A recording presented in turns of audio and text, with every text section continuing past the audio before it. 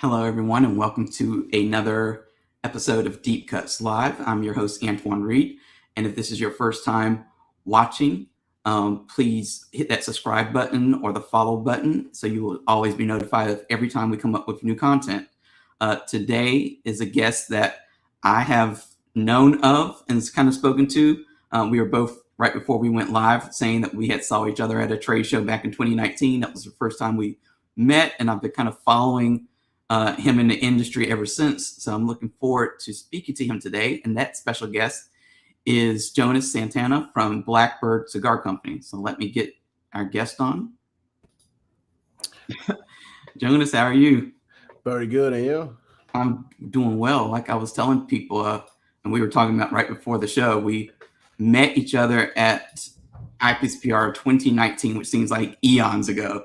And I remember, I think it was your first show, wasn't it? Yeah, it was the first show for me, as a company. But I went over there many times before launching my own brand, and it's like you need to be in the show. If you really are a new brand, you need to go to that show because that's the way you're gonna really know a lot of retailers at the same time, and then after that you can actually plan out your trips. Exactly. And I just remember, like I said, you all were new. Blackbird was new at the time, but you stood out at the show because you had such bright marketing and branding, and everything at the show was great and all this other stuff. But lots of the companies has very traditional branding and marketing, and it's like browns and yellows and stuff. And here you all were with this popping colors and this awesome logo. And I just remember being like, I was doing my little walk around and just was like, oh, I was like, I got to stop by this booth. And I remember stopping by and speaking to you and the team, and I forget what magazine I was writing for at that time, probably Tobacco Business, but I remember you saying like, so you're gonna do a story on this, right? And I was like, yeah. And you're like, when? And I was like, we'll get it going. And I know I look back at my records, we got that story done finally. It took a little while, but yeah. So I've kind of, like I said, I've been following you around in the industry for a while now, and it's interesting to see how you. I don't consider you a newbie anymore, because I think anybody who can last a couple of years in this industry is pretty much a veteran. Yeah, because this is not easy at all. I'm like sometimes I call myself the rebel of the classic world because, as you mentioned before, there's very classic looks which we need to respect. Like that's the way they present themselves. But I say, you know what? I think the industry needs something refreshing. Let them be. I'm gonna be my way. Me and my brother got together and we say, you know what? We're gonna pop. We're not gonna be laid back. We're gonna pop because this is a very hard industry that you really need to enjoy it if you really want to make it happen. Like you really want to make it in the industry because cigars is not a need.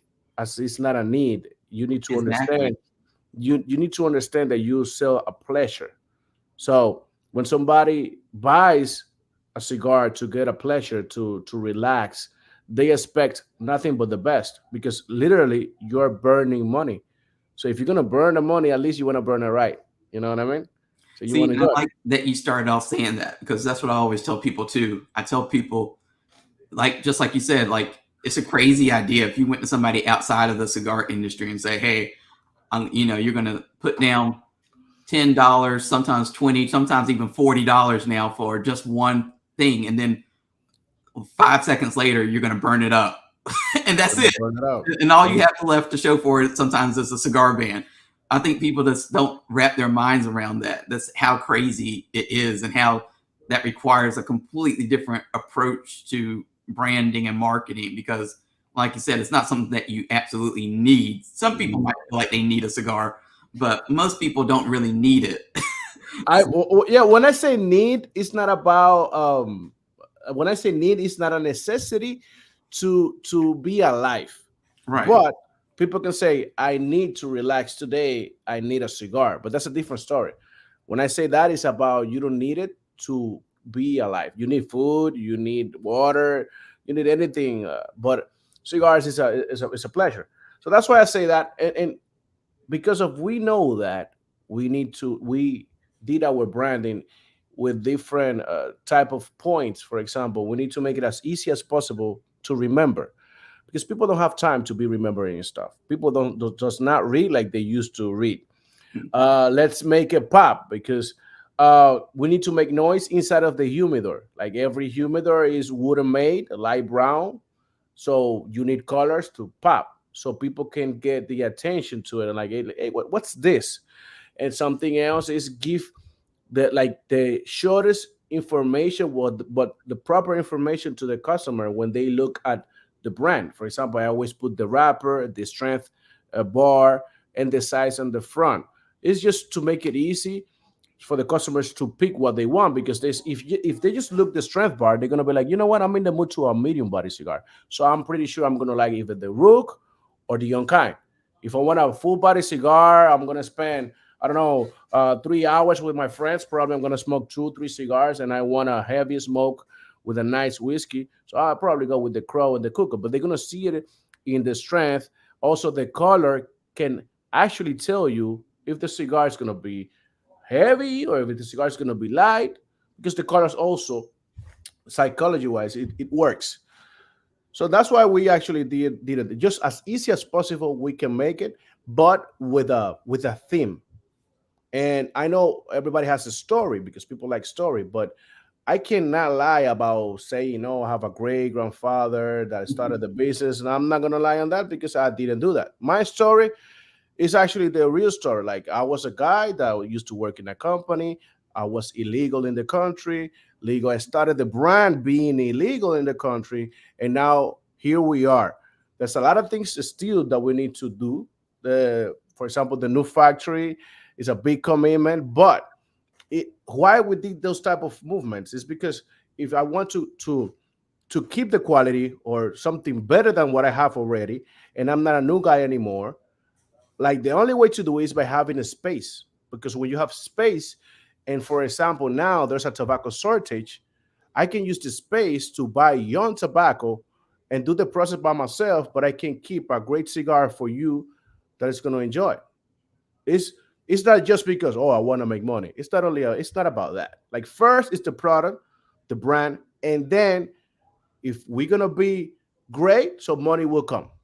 People will feel happy paying a cigar $10, but for them it's worth $15. That's the best way you can feel great when you have that type of feeling when you're smoking a cigar from someone, when it's worth more than what you pay. Exactly. So before we get into, because I do want to show people, and I have a presentation set up to show people your different branding and stuff, so that they kind of see it and they don't, if they're watching it, that is not listening. But before we get into all that, I just want to get your story about how did you get into the industry? Like, what brought you into the world of cigars? Well, the thing is, I was still in college, and somebody needed a brand, because I was doing marketing. I graduated in marketing, so I helped them. I helped my friend that already had the factory. So I'm gonna keep just the name in the shadow just to respect. And within time, I just said, you know what? I don't know where this is gonna take me. So I really need to be friends with the master blender. I need to understand every single step of this industry. So because I don't know where this is gonna take me, so I became the, let's say, the best friend of the master blender back then, and I used to go there 1 hour before the work shift just to learn how to roll cigars and smoking puros, like just Criollo 98 or just Nicaraguan tobacco, whatever, just to develop my palate while I was rolling 10 cigars a day before my work shift. So time comes by, and I was traveling here. So every time I go to the States, I always bring sales. People like me for whatever reason. Probably they like my energy, things like that. So then I just had an opportunity to come with the same company here. And then I was doing a lot of stuff by myself, like taking care of the warehouse by myself, like shipping, invoicing, selling, receiving containers, blah, blah, blah. So the good thing is, even that I was tired, I understand that when you work with somebody and you pay attention, it's a college that pays you. So then I try to show them, hey, I have an idea, and the idea was actually Blackbird during back that time, but maybe it wasn't their flow, maybe it wasn't their way they want to do things, and then we got a little conflict that is already in the past. Like, I love them, Hmm. the best for them. Um, and it just happened to be, and I was still illegal and things like that. It just happened to be, you know what, either I make it or I'll go home, honestly. So I was right there. I couldn't go back to my country, so I either make it or go home. So then I was, brainstorming with my brother and picking every single names that we think can work. Everything is started because we know we're going to penetrate the US market. So the eagle is the symbol of USA, but it's the strongest bird. The smartest bird is the crow. So I understand, like, right there's a lot of eagles in the industry because they are strong. They have many ears. So I needed to play smart against a bunch of eagles, and I don't see it. I don't say it in a bad way. I'm just saying, like, you. The only way I can really make noise is trying to be as smart as possible because I don't have the same power that they have because they already have ears.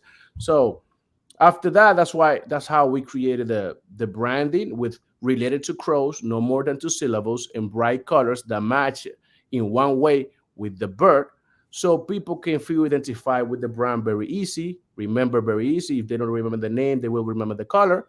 And also, I we understand that the people like to follow other people when they feel related, when they feel identified with it. That's why we use the slogan "Can't clip my wings," which is related to bird, but it's also motivational. Like, if you really want to do something in life, don't let anybody clip your wings and follow your dreams.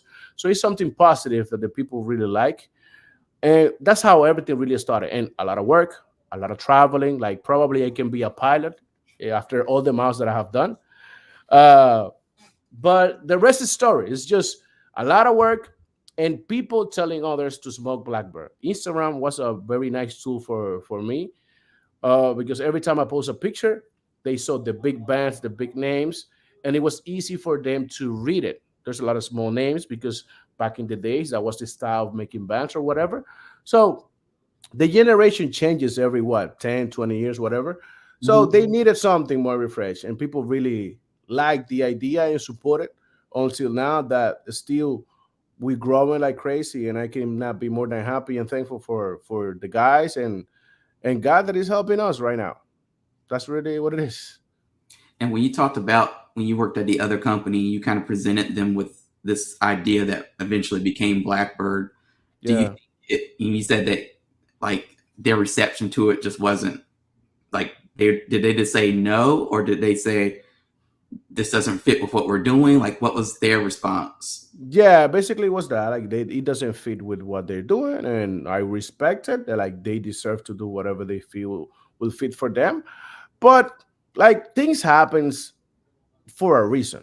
Like, Hmm. there's no causality. Like, no, things happen for a reason. That was supposed to happen, so I can be here right now with you. And like, how long after that? I don't want to call it rejection, but that kind of shut down from them. Did it take for you to actually launch your company? Around a year and a half.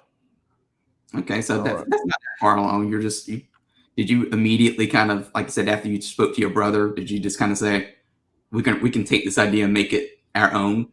Actually, he really motivated me a lot. I was not feeling very good, because it was too much at the same time. No job, no green card. I needed a little support, and he was the one man. You have 7 years working in the industry, and something that I got to learn back then is at the end, it doesn't matter your profession, it doesn't matter what you graduated of. Whatever you know to do now, it will be whatever you did the 5 last years. So even the most common thing is after you leave a job, probably you're gonna do something similar, or you're gonna get hired probably in the same position, probably. So that's just the nature. And he actually motivated me and tell me, "Hey, I think we can do it. Let's try it. The only fight that you lose is the one that you never tried. So let's try it. And if this doesn't work, so we just do something else." uh, People like you. I see that. I see the videos. I see people always trying to be with you and ever. And I'm like, okay, man, let's just try it. I was afraid. I'm not gonna lie. I was very afraid. Yeah, I was very afraid. But if you don't feel something, so you're not alive. You need to feel to really believe this is real, and to also understand that you need to protect. any financial situation. Like, this is your baby. Like, if you don't take care of your baby, you're not gonna have a company anymore. Right. So at the end of the day, it was a lesson for me. Like, every single year is a new lesson for me.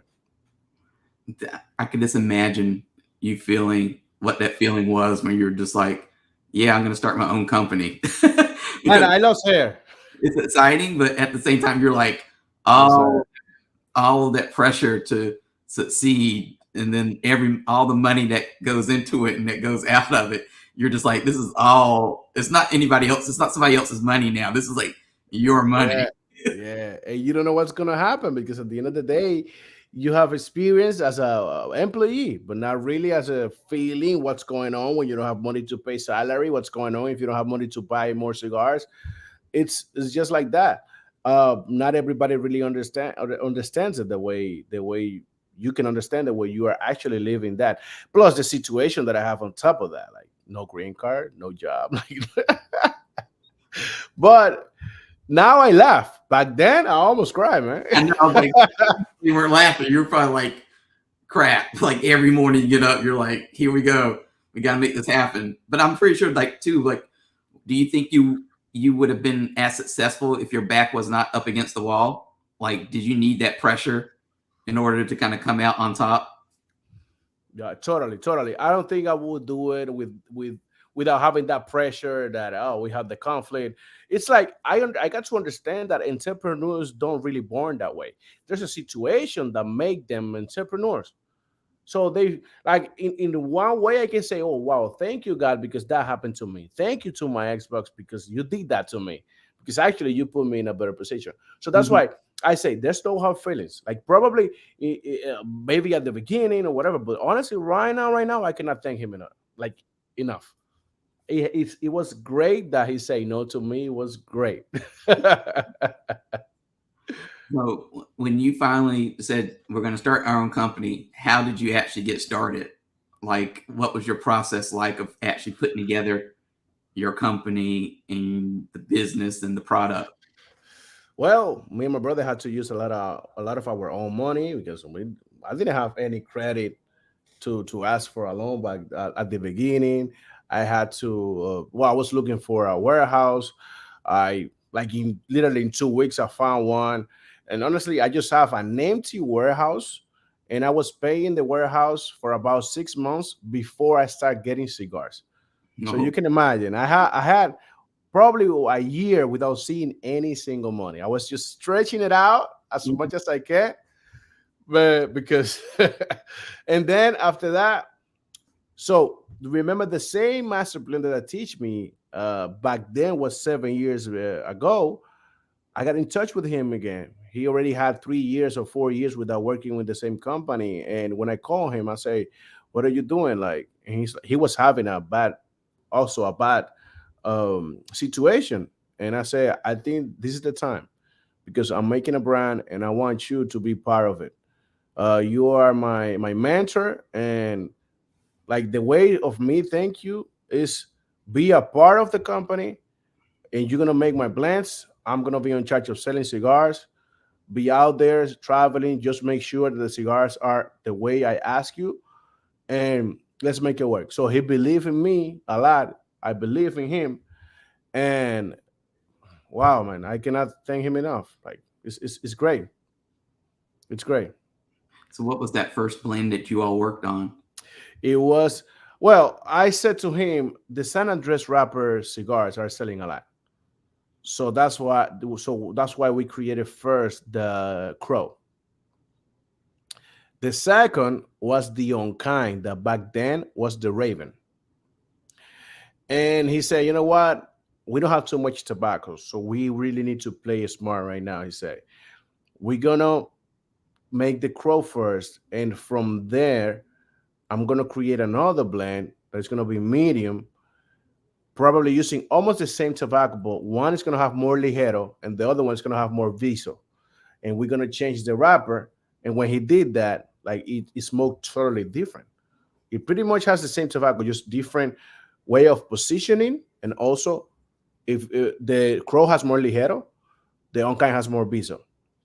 So I said, you know what? I think we can only start with two lines. That's how we went. I went to the streets with two lines. And within 4 months or 3 months, my brother said, you know what? I don't think it's a good idea to have two lines. My brother said, we got to do six. And I said, I think it's too much. And like, maybe, but what if you go to a cigar shop and he doesn't like the two lines that you have? Probably he can like the other four, or at least two out of the six, or three out of the six, or at least one out of the six. And I'm like, maybe you're right. Let's make it happen. And that's how we launched the other four lines during the IPCPR 2019. Wow. And let me see if I can show people what some of these, because like I said, your branding is so different uh, from everybody else's out there. So, so this what's on the screen now is just the sampler pack. So you Yeah. get kind of see. This is what I first got introduced to Blackbird with, which I thought was nice because I always look for sampler packs before I look for, you know, buying a whole box of something. So I like to shop around and try different things in within a brand, and then see if I want to commit to, you know, something else, like a whole box of something. So I always thought having the sampler early on in your, you know, your company. You had it back in 2019 at IPCPR. So I always thought that was smart, and that kind of gave you a nice. It was nice branding. It was everything about it was just nice. So it's almost one of those things where you almost don't even want to open it just because it's so well. And then and then we see the crow on the screen now, which you kind of see the strength there, which I always thought again was very smart because, you know, when a retailer is usually speaking to a consumer, one of the first questions they usually ask the consumer is like, what kind of cigar do you like? Strong, you know, Exactly. medium, whatever. And then sometimes, you know, if there's a lot going on, like you, and I think you said this in another interview, sometimes a retailer just doesn't have time, or they don't even know, you know, they have so many cigars in their humidor. They don't know what each one, you know, they can't sit there and say, yeah, that one's, you know, strong wheat. Sometimes that's when I think they'll gravitate towards the, you know, the best sellers in their shop or whatever. And they'll say, well, I know that one's a medium. And then they, you know, push everybody sometimes unintentionally towards a specific brand because they know more about it. So, Exactly. Exactly. so you designing it, you know, and just, you know, making it the colors, like I said, using the colors, you know, the big bands on the fonts, you know, you can see it from far away, seeing the strength, you know, having that San Andreas there, you know, it's just smart. And this is another example. So if you don't like a strong cigar, you can easily sit there with these stacked up in the humidor, see what the difference is between your different brands. Yeah, and for example, when you presented the Jackdo, you can see even my longest name, and it's only two syllables. It's again easy to remember. Something else that we did is like how easy you have a band that you can take off. That's why we put the bird right here. So as soon as you're ready to take off the band, just pull off the bird. So that part of the band has less glue, so it's easy for you to remove it. It's just basically to make it easier for the customers. Like at the end of the day, they just want to have a great cigar, a great experience, and I don't want nothing between that is wrong to happen. You know what I mean? And I just like that you all use such bold colors because it's not something that a lot of cigar companies do. They think they have to stick to that gold, bronze, browns, maroons. I think the gold it has to be for something better than the core line, a limited edition or whatever. If you use gold in your core line, what's gonna be your limited edition? It's gonna be what? You cannot use a color because if you're gonna go down, you need to go up. Yeah. So we just kind of scroll through most of your cigars. I mean, like I said, they all I think stand out in the humidor. And what's been the retailers and consumers' response to your cigars? And I mean the design of them, not just the blend, but how have they responded to those designs that you did? People just say, "Oh, the easiest brand I can see, or the easiest brand I can sell," and straight to the point. They say, for example, this is straight to the point. Um, and what can I say? The thing is, it's simple, but is at the end of the day, like we did not do it just because we want to have a cigar. We want to do it in a way that we can also increase the line within time using the same fonts, but we can invert colors, for example. If I want to make, let's say, a line of box press Blackbird cigars, I can probably do, for example, if I give you an example as the crow, I can probably do black box and red lettering and make it the box press, and it's going to look as a completely, totally blank. So it was well thought, not just to make a brand. And that's, well, actually, that I thank for all the years that I had before coming with my own brand, because like you said, it's everything is very classic, and they made it by then. That's amazing, but it also gives me an opportunity to differentiate from the others, like and try and be unique in the Mhm. industry. That's something for me great when you are unique, because you're not trying to be anybody else. Like if you're gonna be Guayabera in a hat, probably you're gonna look like Fuente. That's Fuente style. That's not my style. And that's just the way it is. Like, and also we can feed from the classic stuff and make it our own way. Because if the classic stuff didn't exist, probably I didn't make this. Right. So at the end of the day, you learn from them. Well, I just think, look, like I said, you obviously understand a lot more about the industry than I can say, having spoken to a lot of people in the industry, than about the marketing side and the psychology behind it, than a lot of people do, because that's so, you have to be distinct. You can't just copy other people, and that's what you hear, and you have a different style. When you see you and your team at the trade shows, there are some companies that feel like they have to wear the full suits and all this stuff. That's not you all. Like you all get the sense that you all are like all about having a good time, being very casual, but professional at the same time, and Yeah. you make it work for yourself, which I think, like I said, other companies wouldn't be able to make that work for them, but you found what works for you, and you did it early on. So it's some Yeah. companies struggle to find themselves. Yeah, at the end of the day, you are selling a pleasure, and I think sometimes I say you sell entertainment, because you bring the entertainment also to a crowd when somebody else, a group of people is smoking your cigars or whatever. So let's say maybe one day I can put a suit on, but it's gonna be with Jordan ones on my feet. So it has to be different, because at the end of the day, I'm not a lawyer, or I'm not an editor. Like I'm not them. They have their own style, and I believe if you have an image of branding, you gotta look like the image. Like action must be like suits. That's their image. They're not wrong. So that's just their image. That's not me. And it's not only basically on me. It's about the theme that we create, and I gotta feed that theme. Like I want you to, when you see Blackbird, you don't need me. When you see me, oh, it looks okay. Yeah, I understand why the brand. I understand why the music he uses or whatever, or the type of videos, the way he talks is like I said, the rebel of the classic world. Yeah, and you've also made yourself, and you seem comfortable in that role in being the face of the brand.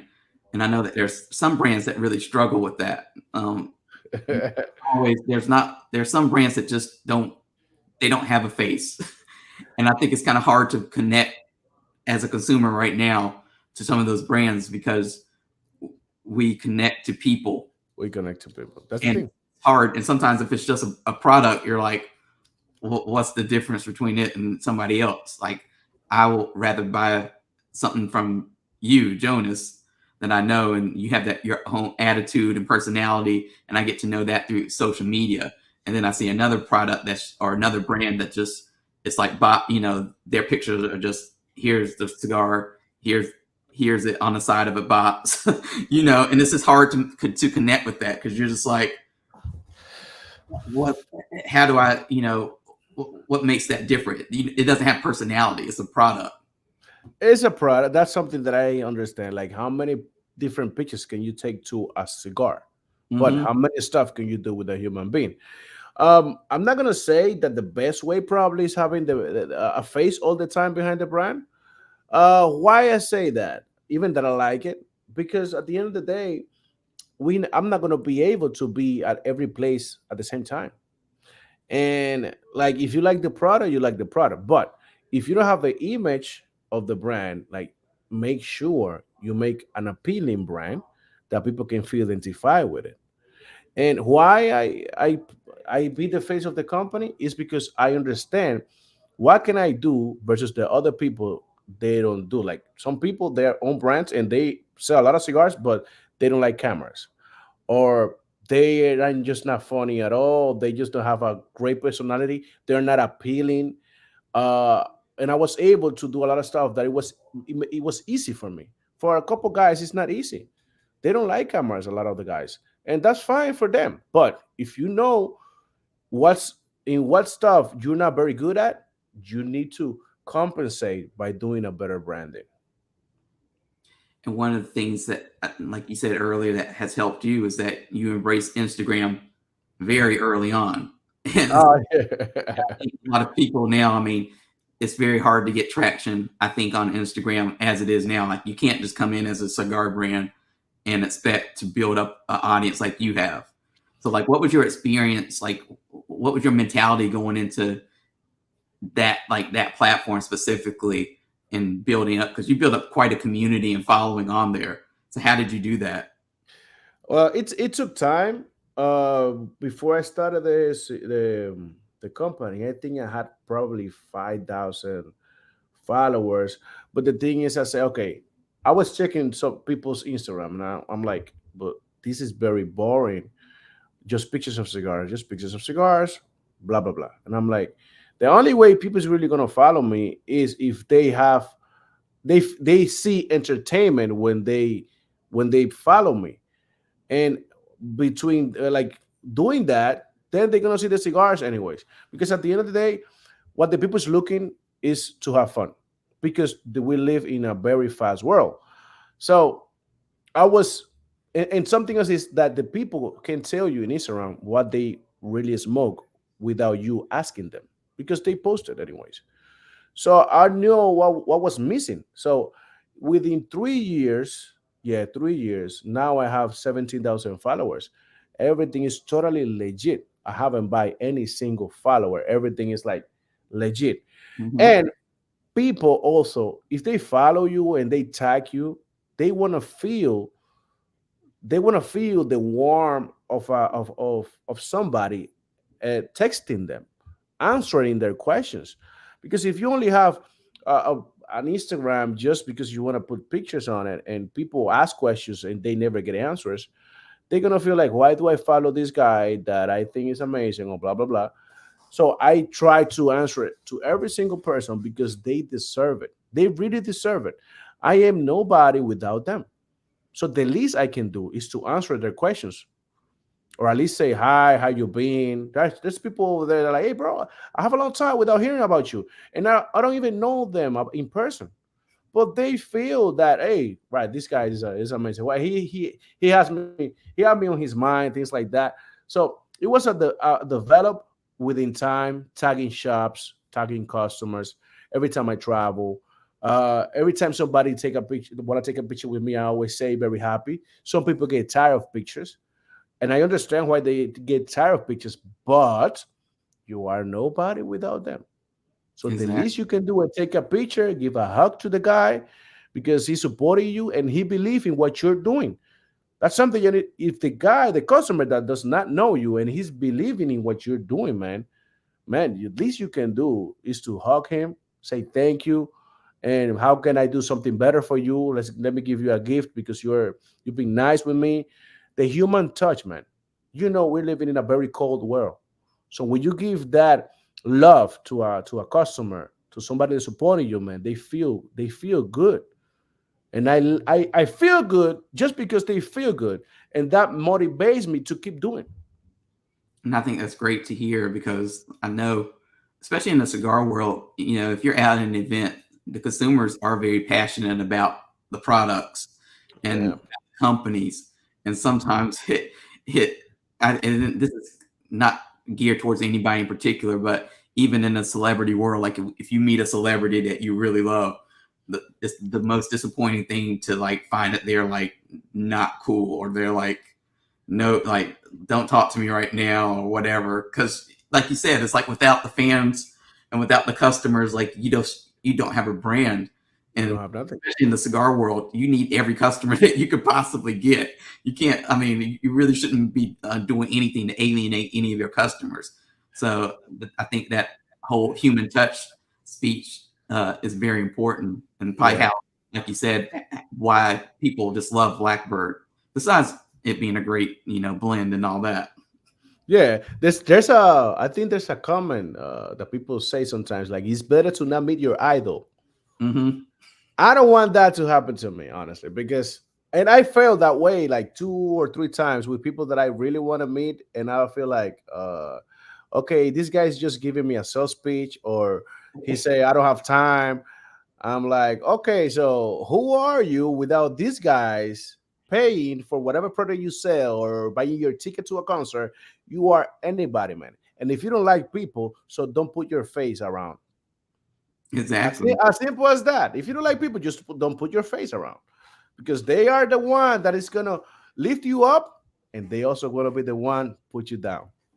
Well, I think too is like, especially in the cigar world, it's a very niche category. Like it seems pretty big. Like when you go to PCA or TPE and all these other events and Big Smoke and everything, it just seems like there's like all the stuff going on, but really it's a small industry and it's a small It's category. like So everybody knows everything. I feel like the most successful brands today are personable. Like you think of like Room 101, Matt Booth, or Tatuate with Pete Johnson and John Huber at Crown Heads and stuff like that. These are all people that, they'll take the time to speak to you and really look at you and make you feel like, you're special. And it's just hard. And it's just, I think it's all important that you have to connect with the brand. We're living in this whole different world where brands and products it's all personal now. It's not just I'm going to buy the stuff just because I'm going to buy it. Like nobody has the money to just spend like that. Like you want to know where you're going to put your money and feel like you made a good decision. It's like, let me know where I'm investing my money. Exactly. Yeah, Now, yeah, totally. when I was listening to some of your other interviews, you were talking about reading. So, are you still big on reading different books and stuff like that? Because you were talking about, I think it was with Rob at Box Press, and you were talking to him on his podcast, and you all were having a discussion about school versus books, and I thought that was a pretty interesting because you were all for like keep reading books, keep reading whatever.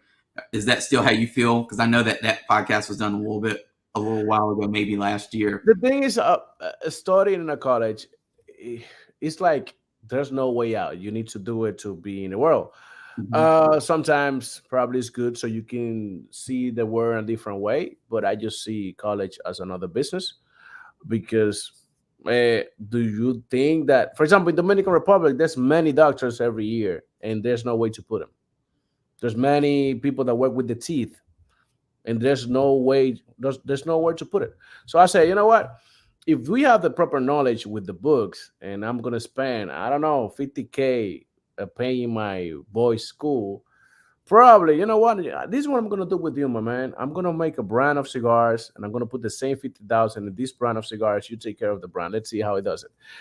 I'm not. I don't mean that you don't need to do it or you must not do it.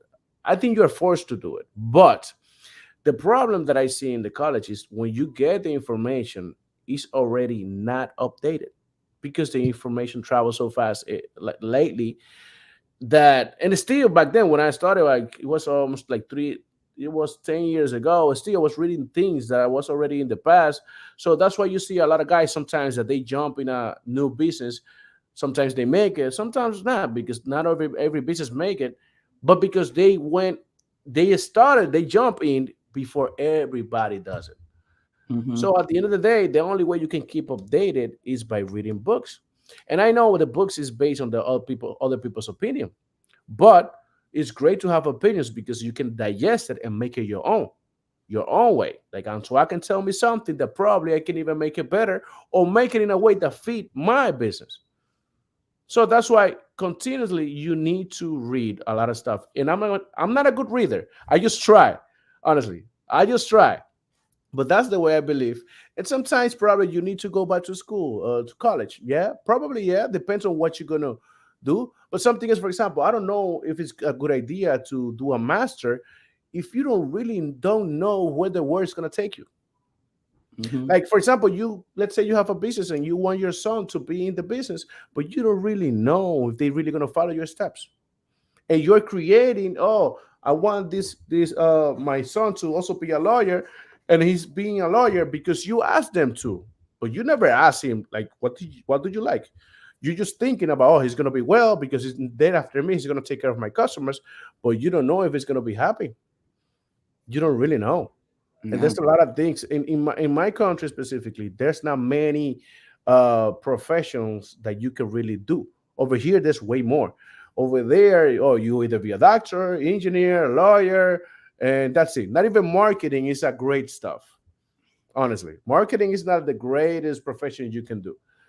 So at the end of the day, my suggestion would be just read books every time you can. Every month, read a book, read a new book about a subject that you like. That's the way I think. What's the last good book that you read? Actually, I have it right here. Uh, I was reading. I haven't done yet. Like, it's the power of your personal branding. It makes sense that I like that, right? It makes sense because that I behave in a way that it's very hard to not know. Oh, Jonas is there because he's doing whatever so and so. But it's something that happened to me. Just just natural. I actually trying to read now the Ultimate Cigar book. I don't know what I'm gonna find there because I think I know a lot of things, but maybe there's a something that I can find there or something that can remind me this still exists or whatever. I also like the No Rules Rules from Netflix. That's a great book. But why they do it that way? The way they do their business because things change. Blockbuster, they did it this way. Now Netflix say, all right, just show me the project and you put the price. I always, I never understand why people don't. I know why they don't read. They think reading is kind of boring and that they could be doing 10,000 other things with their time or whatever. But to me, like if I don't read regularly, I just feel sick. Like mentally, my mind goes to mush, and I just like I have to read something. I usually try to read two books at a time that are just complete polar opposites. Like right now, I'm reading this Elon Musk's book to, Mm. because I was just curious about who he was, and then I'm reading this book that Dolly Parton and James Patterson wrote. So it's a completely different opposite ends of the spectrum. But to me, like I just I think more people should think about actually trying to read a book, even if it takes them all year to read one book. It's better than not to me like not reading anything. So I always post on Instagram about the different books that I read and um, But there, but there's different ways. People sometimes they say they don't find the time, and that happened to me many times that I don't find the time. But sometimes when I don't have that time, I just go to YouTube and search for somebody explaining the book that I was not able to read. mhm, And that's a way to do it. Also, the audiobook can help you. Let's say you are running in the gym for 1 hour. You can do at least 30, 40 minutes listening to the book. So there's ways. And also you have a phone that you can download everything. You don't need. There's some people that they like to read the hard book. But if you don't have the time, man, like for me, I prefer over here or in the iPad because when I turn the background to black and I see the letters in white, it doesn't matter if I have good light or bad light. mhm. So there's ways. Like if you don't read, if you don't, because you don't want to. And I wanted to touch also on the fact that you opened your own factory, right? Yeah. Yes. Well, with the master blender, when I call him, he already had a little factory.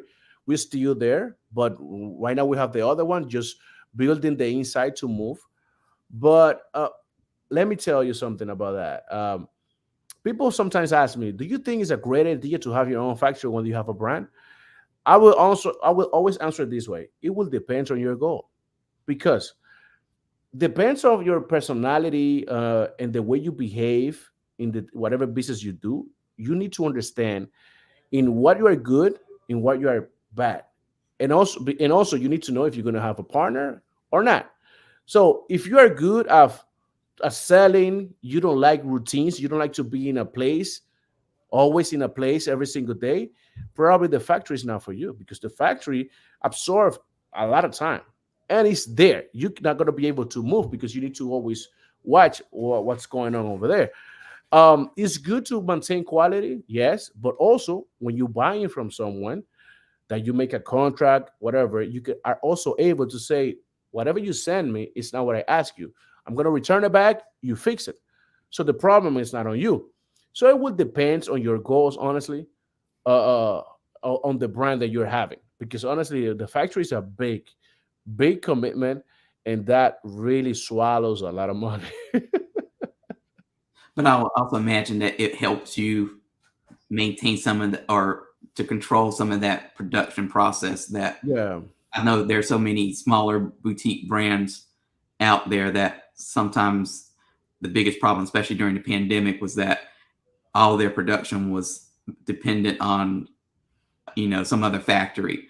And then that factory was shut down because of the pandemic, or, they were limited. And then, there was the big backup, which I'm not sure has been cleared up yet. So they were having to wait for, wait their turn to get their product out. And it was just, so I think, like you said, it's a balance. So you have to kind of figure out where you are. But I know for some people, having their own factory does kind of make sense in the end, just because it gives you a little bit more control over. yeah. You can get product out there. The last thing you want is to go months and months of just sitting there waiting for a factory to kind of get to you. Yeah. And you gotta see, like for me, it was an opportunity because that was already there. And it was a perfect timing to talk with him because oh, I'm here, you're there, okay, let's make it happen. But sometimes you don't have that type of partnership. Sometimes you didn't meet a master blender within your whatever years you have in the industry. So at the end of the day, for me, it's still based on your goals. How would you define, looking at all that you've done so far? How would you define success? Like, how do you measure it for you Wow. and your company? Well, I really like the question, and I really think that success is very subjective. If if I say in the short period success, I think I already had it because I created a noise, me, my brother, and the whole team of Blackbird in a time that it's not common. Like it's not common to make the noise that we did in that least of a years. Like you don't, Padron was not Padron in 3 years. Like let's be honest, and we need to respect the brand. Mhm. Uh, but I think my best success, I believe, is just people referring others. Hey, if you're gonna smoke cigars, it has to be Blackbird. I don't measure it in money because I think money is a paper. We all need cash flow, but I think it's a paper. It's more like the respect you get within time and people feeling identified with the brand for something, for something that the brands attract them. Like I have people texting me in Instagram saying, after I hear your interview, you give me motivation to wake up every day and chase my dreams. For me, that's success because that's something that when you leave the world, oh, Jonas had money versus that guy that just left gave me a knowledge or gave me a motivation that I'm gonna tell you, son, the same thing. He says so and so. So it's actually we can say that's a legacy, maybe, but I don't. Outside of that, I don't even know what success anymore. I just like to enjoy what I do, and but outside of that, it's just people referring others and they feel identified. Like, come on, me, I started the business being illegal, and I'm here. I'm already success. And I think that's interesting and good what you said, because I think so many companies sometimes, the bigger you get, the kind of further away from like what originally motivated you. You Yeah, get far away from that, and then it becomes, I have to make more, or we have to make more money, we have to make more money, we have to make more money, and that becomes like the focus. And that's okay. I mean, that's the whole point of business, is to make money, but at the same time, it shouldn't. I don't think for many companies, for success shouldn't be tied to how much money you're making, because it's just what's what's the end goal? Because you always hit that goal of making this much money, and then it's like you can't go below that, or that, or you feel like you're not being successful anymore. It's crazy. And then you have to get more and more and more, and then like that more just doesn't. It gets unattainable. I read something this morning that actually is funny that you're mentioning something related to that. I read something. So a lady posted something in Instagram in Spanish, and she said, "If your goal is to make money, so you're never gonna reach the goal because money is a number, and number never end." Good. Exactly. That's wow. When I saw that, I'm like, wow, I'm in the right path. Amen. That- That's so true. Like I said, like I think there's a good book out there that's called Start with Why, and the why, and it's just how you have to like reverse engineer your thinking in terms of like so many people think in the wrong direction, and they always say, what's the goal of my business? Well, the goal of my business is to make money. Like we're going to make $1 million. Okay, but why? And then they're like, what? They're like, what do you mean what? And it's like, what's the why? Like, why do you need to make $1 million? Is it because you think that's going to make you happy? Is it because you need to pay a certain, you need to maintain something, or you need to pay for something? Is it because you're going to give that money away? Like, why? And it's like that always like blows people's minds. They're like, oh, I never thought of the why. Do you Yeah, do that why sometimes, or man, that's how I really like this type of subject because let me tell you, let's say what type of goals that we can touch is big house, big car, a yacht, your private plane, maybe. What else? Those are like probably the four stuff that probably a man wants it. But the bigger the house, the bigger the staff, the bigger the house, the bigger the expenses. So probably when you reach the goal, probably you need to work more. Mhm. So sometimes people don't understand why people have yachts. There's more people that have yachts is because they want to use it instead of expending money to pay the tax. They spend the money to enjoy something that they can put it as a tax or a deduction. But the goals, I think there's a lot little things that probably can be a better goal than having a mansion. It's fine. It's amazing to see a video of a big mansion or whatever. But one of my goals I can tell you right now is I would love to only work 4 days out of the week. For example, Mhm. so I can have 3 days for myself, like one day for the family, one Mhm. day for me and the boys, and one day just to Netflix and chill. For Exactly. example, and actually, I can probably be more happy than a millionaire if I do that because people say, "Oh, I want to be a millionaire," but the most of the time that comes with the price, like 99% of the time, or probably always, because they're gonna put in a balance their family and the company. So they think that the company will fill them up, but the thing is, the company never ends. The company always have a goal, and probably your wife only wants 30 minutes of your time. Mhm. And just because you're not giving her 30 minutes, you're gonna lose your entire family. And then why you're making money? Like why you're making money? Oh, you have a Lamborghini and you cry inside of the Lamborghini. You have a big mansion and you cry inside of the big mansion. Like at the end of the day, we really need to. I think I really like what you just said. You really need to know what's gonna be the main goal and why you're working, why you're doing something in order for you to really be happy. Some people like when we create something, like why you make cigars? Oh, because I want the people to have a great experience. I think this is missing over there. Why you sell rice? Oh, because I want them to eat the best rice. Or blah blah blah. Why you're a comedian? Because I want this. I think everybody's sad nowadays, and I want all of them to laugh. And that can be your goal. So I don't think the most success guy is the one that has more money. The most success guy has everything in balance, and he has a little bit of everything. That's the way I really think. Exactly. And sometimes your why, like I said, is usually not that you want to make more money. It's usually something beyond that, that some reason we just don't want to state. It might seem personal or something like that, like you said, but it might be, I want to make more money so that I can, work fewer days in the week so I can spend more time with my family, Yeah. because I'm afraid that my kid isn't going to know who I am if because I spend my time in the office or something like that, and it gets like to this like whole counseling psychology type of conversation. But I always tell people, you always have to think of the why, and the why usually Wow. is you usually have to preface it with it's not because you want to make more money because they always go, oh, okay, then you have to like really think and really bare your soul to figure out what your why is.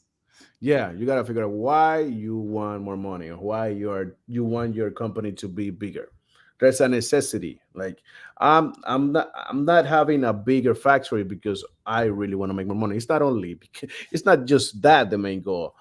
Obviously, if you work hard, it's gonna happen. But it's because there's a need right now. I need the space to ferment tobacco. That's why I have a bigger facility. I need to supply the demand. The traction that Blackbird has nowadays, I'm not able to supply the demand. So Mhm. that's why I need a bigger space. And I don't know, I think one day I'm gonna say, all right, you know what, enough, I'm not gonna work anymore, whatever. Maybe, maybe not, because I'm so used to work, Antoine, that when I have 48 hours in my house, I want to kill myself. I'm a workaholic now. And sometimes, oh man, I want to have one day off. And then when I have a day off, half of the day, I'm like, what am I going to do? What am I going to do? I could. There has to be something to work on, even if it's a personal project. I was like, you always have to have something to work on. You can't just be one of those people who sit around watching daytime TV all day. You can watch it. No, no. It has to be something useful. I feel like to do. Um, One of the last questions I usually like to ask guests is, in a scenario that somebody comes to you and they say, Jonas, I want to start my own business. It might not be a cigar business. It might just be some other side of business. What advice do you give that person? How should they start in launching their own business? Well, the first question is why you want to make that certain business? Hmm. Because in the case of cigars, people, I want to make my own brand. Why you want to have your own brand? Uh, because I want to have my own brand and I want to make money with it.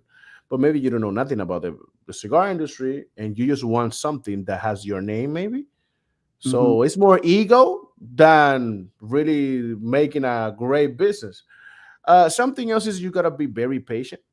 If your goal is to be a millionaire in 3 years, whoever tell you yes is lying to you. It takes time. It takes a long time to make it. And I think you also need to be around not always your childhood friends. You need to hang out with people that has like the same way of thinking of reaching something, because the most of the time, let's say your childhood friends, they love you, but they more wants to have a drink, have a whatever. They want to see what you got versus what they don't have, or blah blah blah. You just can't just like that's nice to have your childhood friends. I'm a guy that has childhood friends still, like from the 3 years old, Hmm. but they all think differently. So I think you need to be around people that, like, you need to surround people that are right now better than you. And I'm not saying about money. It's like you see when somebody walking around and you see their chest and you see how confident they feel. It's because they are reaching their goals. I think you need to be around those people that tells you, that always give you advice. And that doesn't mean you need to follow the advice, because maybe their advice work for them, but maybe it doesn't fit you. But and that would bring me to the fourth one. Listen more than what you talk. Hmm. 100%. God give you 2 years and 1 month. So shut up, man. Shut up. Sometimes we gotta listen. Shut up. And yeah, you listen and then you pick and choose. Pick and choose, because the information out there. So Antoine probably read something that you didn't read. So and so read something that you didn't read. And then you take information from a lot of things. Also is a discipline. If you say, I'm gonna run 30 minutes every day, man, do it. Discipline beats the smart guy. Definitely. I think that's a good note to end on, just because I don't think we can get any better than that. Like you kind of laid out the gospel of Jonas right there, and we all have a lot. I think the people who are watching this and listening to this, like they're gonna get. Hopefully, that's my favorite part of the show because I always love to get that advice from people because I think that's the most useful part out of everything that we talk about. Um, but those people who are not watching, they obviously can't see the little banner that's been running on the bottom of the screen, which has your website and Instagram. So just give people who are listening to this, tell them what website they need to go to, what Instagram, what other social media stuff they need to follow to stay connected with Blackbird and yourself. All right, so website is blackbirdcigar.com. Instagram is Blackbird Cigar. We are on Facebook, Blackbird Cigar. I think I need to go more to the Facebook. The thing is, Instagram is just easier. I feel an old guy using Facebook nowadays because they change so much. Mm-hmm. Uh, but text me because I will respond. I wanna know where you are, where you're smoking the cigars, and what do you suggest to me to improve in the brand so you guys can enjoy it. Awesome. Well, I want to thank you for spending an hour and 54 seconds, 55 with me speaking about everything from cigars. Like I said, you were one of the people that I always wanted to have on the show. I had to work out all the kinks because I was like, I need this to be good for Jonas. I was like, we can't have the like when the Instagram live things started to go downhill. I was like, okay. And I was like, we're gonna have to hold off, and I need to figure this out. I said, but Jonas is one of those people I want to have on this rebooted version. So Thank you, man. had Thank to you. come on, and I'm looking forward to seeing you out at some point, maybe at the PCA trade show, maybe I'm gonna at be some. there. But I'll look for you this time. I know, like I said, you were super busy at TPE, which is a good thing. So I did not want to bother you. And I was saying, I was like, you were with a lot of retailers. So I was like, that's good. Hopefully he's writing a lot of business. Thank you, man. Work to Thank you, speak man. in person during our next encounter, whenever that is. For people who are watching this on Facebook or YouTube or Twitter, make sure you hit that like button or the follow button. We have shows mostly every Tuesday and Thursday. Sometimes it's just once a week. We have 2 shows coming up next week. We have Tuesday, we have Brian Dezen from Privada Cigar Club. And then on Thursday, we have Pedro Gomez from Drew Estate. So 2 different shows, 2 different guests will be very entertaining, both of them, I'm sure. And then we're working on booking up April. So lots of good things coming up. You can go to deepcutslive.com and see all the past 74 episodes. I think this is number 75. So there's plenty of episodes to get caught up on and interviews if you've not been watching. And like I said, I want to thank Jonas one more time for coming on today. And thank you all for watching and listening. And until next time. Thank you, my man. Thank you, guys.